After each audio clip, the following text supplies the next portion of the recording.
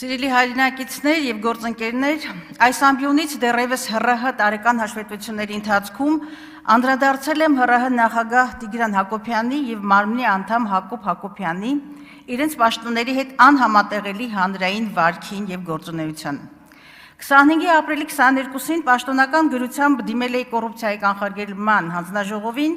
խնդրելով եզրակացություն տալ օրենքով սահմանված սահմանափակումների համատեքստում ՀՌՀ նախագահ Տիգրան Հակոբյանի եւ Հակոբ Հակոբյանի վարքականոնի առնչությամբ։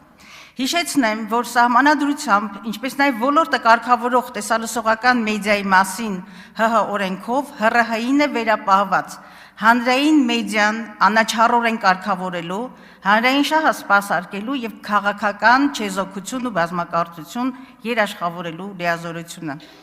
Սահմանադրության 197-րդ հոդվածի 5-րդ կետում ամրագրված է. հեռուստատեսության եւ ռադիոյի հանձնաժողովի անդամները իրենց լիազորությունների իրականացման ժամանակահատվածում չեն կարող լինել որևէ կուսակցության անդամ կամ որևէ կերպ զբաղվել քաղաքական գործունեությամբ։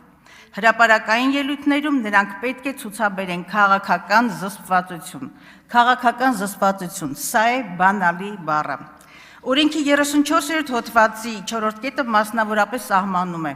Կարգավորող պետական մարմնի անդամները չեն կարող զբաղեցնել իրենց կարգավիճակով չպայմանավորված որևէ պաշտոն։ Կարգավորող պետական մարմնի անդամի պարտականությունները գերակա են նրա կողմից իրականացվող այլ գործունեության նկատմամբ։ Գերակա, պարոն Հակոբ Մովսես, գերական է բանալի բառը։ Ցավոք ՀՌՀ վերոհիշյալ անդամների հանրային վարքը հեռու է սահմանադրությամբ ՀՀ օրենքներով սահմանված վարքականոնից, ես կասեի նաև բարոյականության նվազագույն պահանջներից։ Հիշեցնեմ, որ ՀՌՀ նախագահ Տիգրան Հակոբյանը տևական ժամանակ իշխանությունների հիմնական քաղաքական խոսափող հմեկում քաղաքական վերլուծաբանի դեր էր ստանձնել եւ Պետրոս Ղազարյանի հետ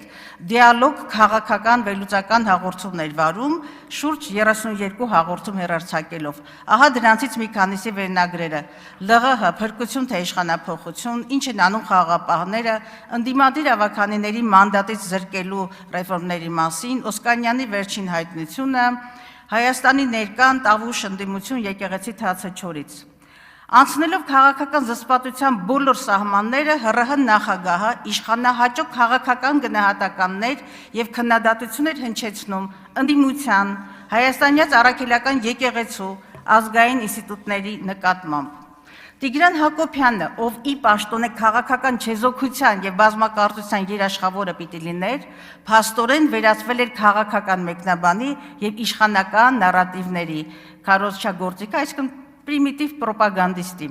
Իդեպ այս խնդրի առնչությամբ 25-ին կոռուպցիայի կանխարգելման հանձնաժողովին ուղղված դիմումին ի պատասխան հանձնաժողովը չանդրադառնալով քաղաքական չեզոքության եւ զսպվածության խախտման պահանջին սոսկ արձանագրեց, որ Տիգրան Հակոբյանը տվյալ հաղորդումների համար չի վարձատրվել, իսկ ահա Հակոբ Մովսեսի պարագայում սահմանադրական պահանջի առերևույթ խախտման առնչությամբ հանձնաժողովը հարուցեց վարքագծի կանոնի խախտման վերաբերյալ վարույթ եւ երեք ներկայացվել է եզրակացությունը. Դուք խախտել եք օրենքի պահանջը, պարոն Հակոբ Հակոբյան, եւ քաղաքական մեծամասնություն։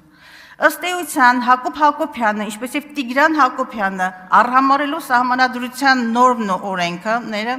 իրենց պաշտոնի հետ անհամատեղելի վարք են դրսևորել, անցնելով քաղաքական զսպվածության եւ չեզոքության սահմանադրական պահանջը։ Վերջինս Հակոբ Հակոբյանի մասին է խոսքը, տասնյակ քաղաքական վերլուծական հաղորդումների շրջանակում ակնհայտորեն քաղաքական գնահատականներ, ինչպես նաև ոչ ճիշտ, խեղված եւ սուբյեկտիվ գնահատականները հնչեցրել, վարկաբեկել եւ ատելության խոսք է տարածել հայ առաքելական եկեղեցու, ընդդիմադիր գործիչների, նաև դաշնակցության գաղափարախոսությունը գնահատել է վտանգավոր։ Մասնավորապես ՀՄԵԿ-ի եթերում հարցազրույց հաղորդման շրջանակներում հայտարարել եք, թե այսօր այս իշխանությունները եթե տապալվեն, մեր երկիրը կվերածվի դժոխքի։ Տեսնում եք ինչ հրաշալի պրոպագանդիստ եք, իսկ շարունակ այստեղ տարփողում է ձեր մտավորական լինելը։ Մեր պատմական դժգոհությունների եւ դժվարությունների մեջ դաշնակցության մեղքը շատ մեծ է։ Դաշնակցության գաղափարախոսությունը վտանգավոր է հայ ժողովրդի համար եւ այլն։ Սրանք ակնհայտ քաղաքական բնույթի, բայց բովանդակությամբ դատարկ եւ սնանկ գնահատականներ են, պարզապես թիրախավորելու համար դաշնակցությանը եւ պատվիրված թիրախավորելու, պատվիրված։ Առերևույթ կարող է թվալ, թե Հակոբ Մովսեսն ու Տիգրան Հակոբյանը իրենց պաշտոնի իրավական եւ սոցիալական բարձր պատասխանատվությունն ու վարքականոնի բարձր նշաձողը արհամարում են, բայց ես այդպես չեմ գնահատում, ոչ։ Նրանք պարզապես կանաչ լույս ունեն այդպիսին լինելու համար, ինչը հիմնավորվում է նաև ՔՊ պատգամավորների 3 եւ այսօր հնչած օրենքի հետ 0 առնչություն ունեցող եւ սահմանադրությունը ոտնատակ անող պահվածքով։ Այլապես ինչպես բացատրել, որ Հակոբ Մովսեսը անգամ տեղյակ լինելով կոռուպցիայի կանխարգելման հանձնաժողովի եզրակացության մասին, շարունակել է մասնակցել քաղաքական հաղորդումների, նաև շարունակել է տարածել սուտ, հանցավորության աստիճանի վտանգավոր մտքեր, որոնք հասարակությունը պառակտելու, մեր ազգային ինստիտուտները քայքայելու ակնհայտ նպատակ են հետապնդել։ Դուք, պարոն Հակոբյան, ձեզ դիրքավորում եք որպես մտավորական։ Իմ եւ մեր հասարակության պատկերացրած մտավորականը, եթե անգամ մոռանանք, որ դուք ՀՌՀ անդամ եք, երբեք այնպիսի սուտ եւ ակնհայտորեն թշնամական եւ զրպարտչական հայտարարություն չի տարածի մեր եկեղեցու նկատմամբ։ Լսեք, եկեղեցին իր գրպանում ատրճանակ ունի, ասում եք դուք։ Եկեղեցին օգտագործվում է պետականության դեմ։ Մեկ այլ հարցազրույցում իմ եւ ձեր եկեղեցին դարձել է ռուսական գաղտնի ծառայությունների վարչություն։ Սա եւս ձեր գոհար մտքերից է, մտավորական Հակոբ Մովսես։ Զարմանալիորեն մտավորական Հակոբ Հակոբյանի վերջին շրջանի սևեռումները իշխանականի հետ շատ սինխրոն են, համահունչ, թիրախում նույն հերոսներն են, եկեղեցի, դաշնակցություն, ընդդիմադիր գործիչներ։ Գուցե դուք որոշների կարծիքով լավ բանաստեղծ եք կամ թարգմանիչ, բայց ոչ որևէ հանգամանք, մանավանդ ձեր ներկա պաշտոնի հանգամանքը ձեզ իրավունք չի տալիս թունավորել հանրությանն ու Փաշինյանը հաջող նարատիվներով խորացնել ներազգային թշնամանքը։ Այս ամբիոնից ոչ թե բանաստեղծը, այլ ՀՌՀ անդամն է երդվել, հավատարիմ լինել սահմանադրությանը, ծառայել առավելագույն բարեխղճությամբ եւ ազնվությամբ։ Դուք հենց սրա համար եք վարձատրվում, պարոն Հակոբ Հակոբյան, ոչ թե սուբյեկտիվ դատողությունների կամ մտավորական լինելու համար։ Երդվել, կարծում եմ այս բառի ողջ տարողունակությունը բացատրելու կարիք ձեզ եւ այս հատվածի պատգամավորներին բացատրելու կարիք չկա։ 4 տարի առաջ այս ամբիոնից հայտարարում էիք, թե բոլոր իշխանությունների օրոք ընդդիմադիր եք եղել եւ դա ձեր քաղաքացիական կրեդոն է։